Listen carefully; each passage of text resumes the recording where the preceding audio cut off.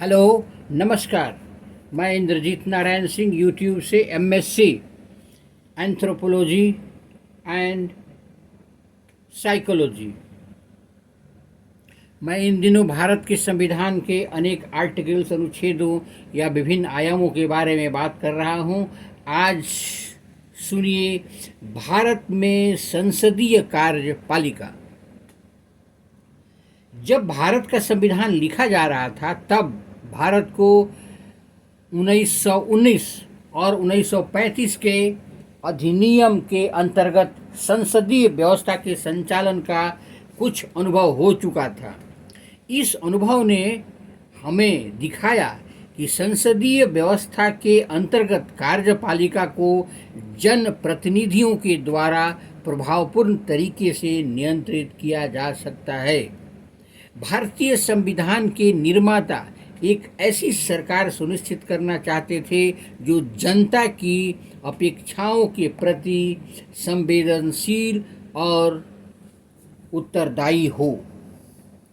संसदीय कार्यपालिका की जगह दूसरा विकल्प अध्यक्षात्मक सरकार का था, लेकिन अध्यक्षात्मक कार्यपालिका मुख्य कार्यकारी के रूप में राष्ट्रपति पर कुछ बल देती है और सभी शक्तियों का स्रोत मानती है।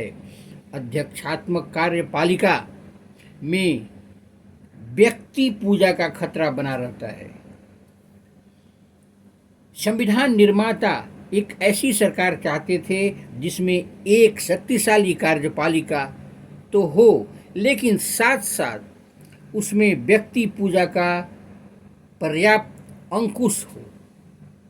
संसदीय व्यवस्था में ऐसी अनेक प्रक्रियाएं हैं जो यह सुनिश्चित करती है कि कार्यपालिका विधायिका या जनता के प्रतिनिधि के प्रति दायित्व होगा।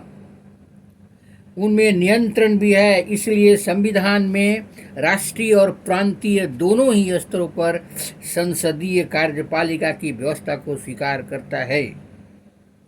इस व्यवस्था के अंतर्गत राष्ट्रपति भारत के राज्य का औपचारिक प्रधान होता है और प्रधानमंत्री मंत्रिपरिषद राष्ट्रीय स्तर पर सरकार चलाते हैं। राज्य के स्तर पर राज्यपाल, मुख्यमंत्री, मंत्रिपरिषद मिलकर कार्यपालिका बनाते हैं। भारत के संविधान में औपचारिक रूप से संघ की कार्यपालिका शक्तियां राष्ट्रपति को दी गई है, पर वास्तव में प्रधानमंत्री के नेतृत्व में बनी मंत्रिमंडल के माध्यम से राष्ट्रपति इन शक्तियों का प्रयोग करता है।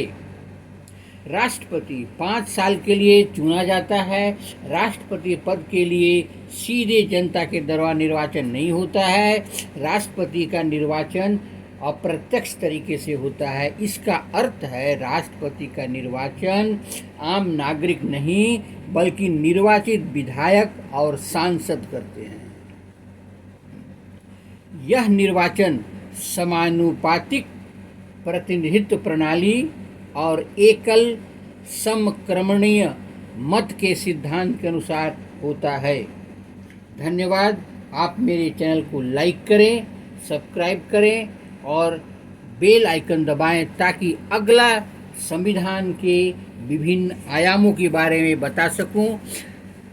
ये नागरिकों का कर्तव्य है, भारत के नागरिकों का ये जानना जरूरी है कि भारत के संविधान में क्या क्या है, कैसे कैसे है।